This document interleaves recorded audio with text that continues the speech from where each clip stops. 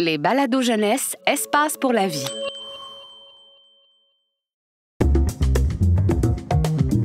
Bienvenue chez Astrobien, agence de voyage intergalactique. Un balado du planétarium Rio Tinto Alcan.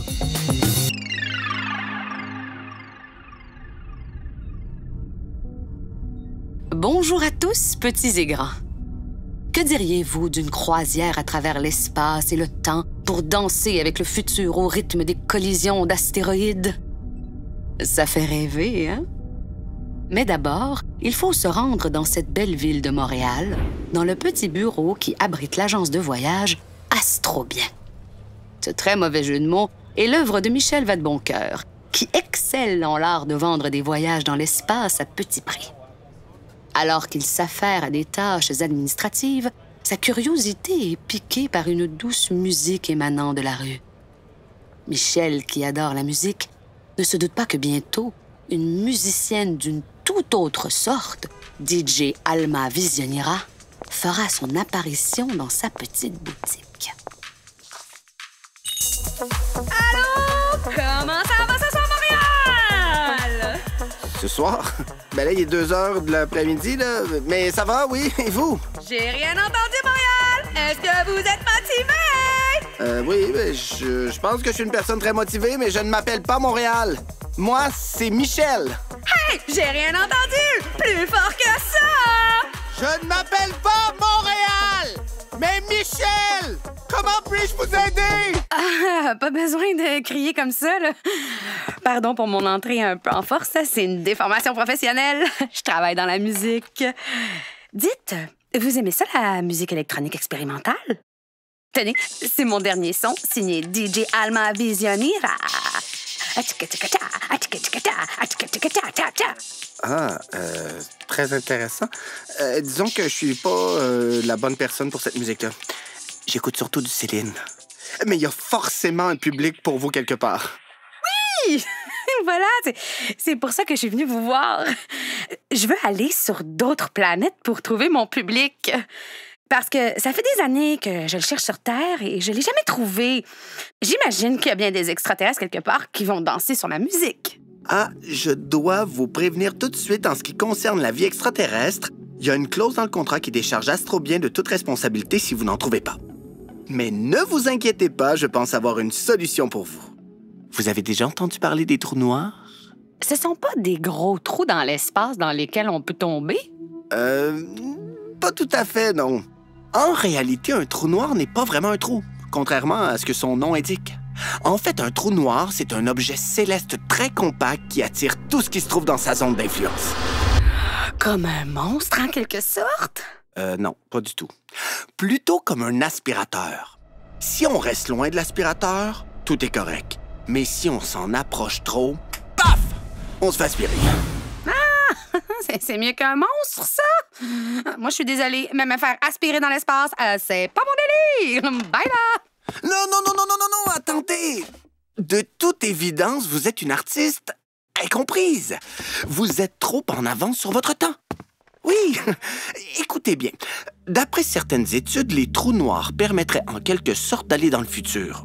Ben, aller n'est pas le bon mot en réalité, mais... Wow! Oui, wow! Dans le futur, vous ne serez plus avant-gardiste. Vous serez maintenant gardiste.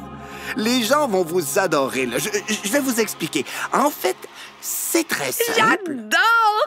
Ah, c'est vrai, ça. Je suis une personne avant-gardiste. Les gens aiment pas ma musique maintenant, mais dans plusieurs années, elle sera à la mode, c'est certain. Comment ça fonctionne? Comment on fait pour voyager dans le futur? Mais, techniquement, non, vous ne voyagerez pas dans le futur. Vous voyagerez vers le trou noir et vous y attendrez le futur. Nuance, nuance! Je comprends pas. Je dois attendre le futur? Oui! À proximité d'un trou noir, le temps ralentit. Et alors... Comme quand on s'ennuie.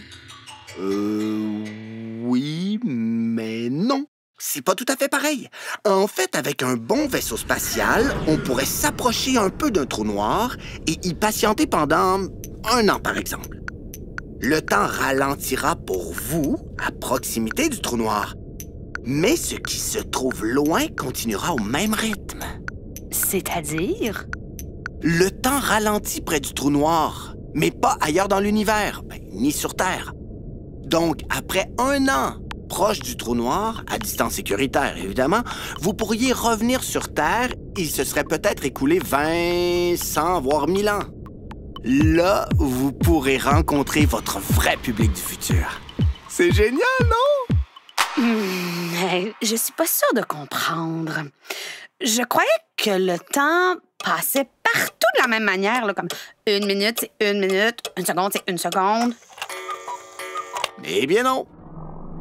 On appelle ça la distorsion spatio-temporelle. Si vous mettez une horloge près d'un trou noir, elle va ralentir. En fait, c'est une question de point de vue. De votre fusée, vous aurez l'impression que les choses au loin vont plus vite. Et de la Terre, on a l'impression que c'est vous qui ralentissez. Donc, 1 an près du trou noir et la célébrité vous attend. Enfin, non. C'est vous qui attendez la célébrité. À côté du trou noir. C'est clair? Ouais. Mais un an dans un vaisseau, là, c'est long, non? Mais non! Pendant que vous êtes là à attendre le futur, vous pourriez commencer à composer vos futurs hits. Moi, je trouve ça astucieux. Mais si je comprends bien, vous me proposez une sorte de résidence d'artiste dans l'espace pour attendre mon public du futur. C'est génial! Mais si je veux revenir dans le passé... Non, ça par contre, c'est pas possible. Mais parce que vous ne voyagez pas dans le temps. Vous attendez le futur. Nuance. Imaginez juste le marketing extra derrière tout ça. Alma, la DJ chanteuse du passé, vous fait danser avec des sons du futur. Et si ça fonctionne pas, vous reviendrez comme la seule artiste avant-gardiste qui a vu de près un trou noir. Et ça va attirer l'attention du public et des médias, j'en suis convaincu. J'adore! Mais attendez, je me souviens avoir lu quelque part que les trous noirs transformaient les gens en spaghettis. C'est vrai, ça? Oui, exactement. Le terme employé est la spaghettification. Oups, excusez-moi, là, ça me donne un peu faim tout ça. Quand on s'approche d'un trou noir, la gravité devient rapidement plus forte. Si vous avez les pieds dirigés vers le trou noir, l'intensité de la gravité va attirer vos pieds avant d'attirer votre tête. Ça va allonger votre corps tel un spaghetti. D'où le nom spaghettification. C'est un peu effrayant quand même. Même si c'est vrai que spaghetti, ça me donne faim aussi. Oh, mais vous savez, la spaghettification, ça n'arrive que si vous traversez l'horizon des événements. Wow! Horizon des événements. Ça ferait une belle chanson. Attendez, quand j'ai une inspiration, il faut absolument que je la chante. Mon horizon des événements. Wow! Oui, le nom est très joli, effectivement, moins la chanson, mais c'est quand même dangereux. Le trou noir attire tout ce qui se trouve dans l'horizon des événements. Même la lumière ne peut pas s'échapper. L'horizon des événements, c'est en quelque sorte la limite ou la frontière du trou noir, le point de non-retour. Une fois passé l'horizon des événements, impossible de reculer ou de repartir en arrière. Quand même, hein? C'est pas très rassurant, tout ça. Mais non, faut juste faire attention de ne pas s'en approcher. Comme pour un aspirateur. Vous vous souvenez? Restez en dehors de l'horizon des événements et vous ne serez pas aspiré. Sinon, pouf! Direction trou noir. Vous voyez, c'est pas très compliqué. Bon, je crois qu'il faut prendre des risques dans la vie et se laisser inspirer par ce qui nous entoure. Et les trous noirs, c'est vraiment inspirant. Ma décision est prise. Je pars vers le futur. Oui! Et non! Non, vous partez en fait vers un trou noir et là-bas, vous attendez le futur. Excusez, c'est vrai. Mais sinon, vous me conseillez un trou noir en particulier? Eh bien, ça dépend de vous. Il y a 2 classes principales de trous noirs, les stellaires et les supermassifs. Les supermassifs se trouvent seulement au centre de galaxies massives. Il n'y en a qu'un par galaxie. C'est le top du top, là. Rare, précieux, VIP. Ouais. Sinon, il y a des trous noirs stellaires. Moins chers, moins exceptionnels, formés par la mort d'étoiles massives. Ils peuvent se trouver n'importe où dans la galaxie et entre nous, ils sont très, très bien aussi. Ah ouais? Vous avez des photos? D'un seul. Un trou noir supermassif situé au centre de la galaxie M87, le seul qu'on a en photo. M87, j'aime M87, yeah, yeah, yeah. Ah oui, ça m'inspire. Formidable! Pouvez-vous m'envoyer un courriel pour me rappeler toutes les recommandations, les spaghettis, l'horizon des événements? Bien sûr! Toutes les informations seront dans la fusée avec vous, en plus d'un bouton d'alarme en cas de problème.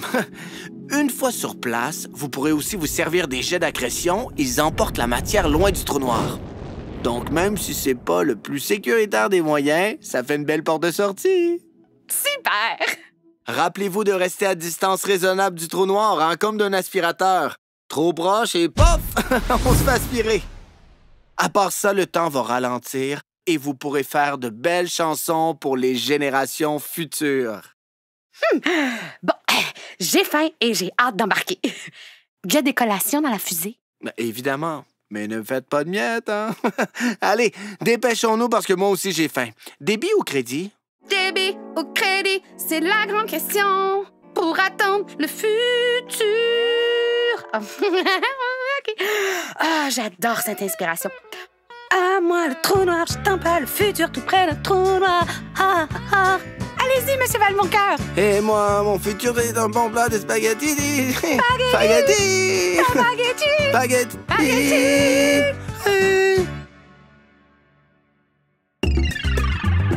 Ce balado est une production signée La Puce à l'oreille pour Espace pour la vie. Texte, Reda Saoui et Léo Hart. Voix, François Bernier, Elkana Talbi et Luca Di Teco. Réalisation, La Puce à l'oreille et les Studios Bakery. Espace pour la vie est un service de la Ville de Montréal et le plus important complexe en sciences de la nature au Canada. Pour retrouver tous nos balados, rendez-vous sur espacepourlavie.ca.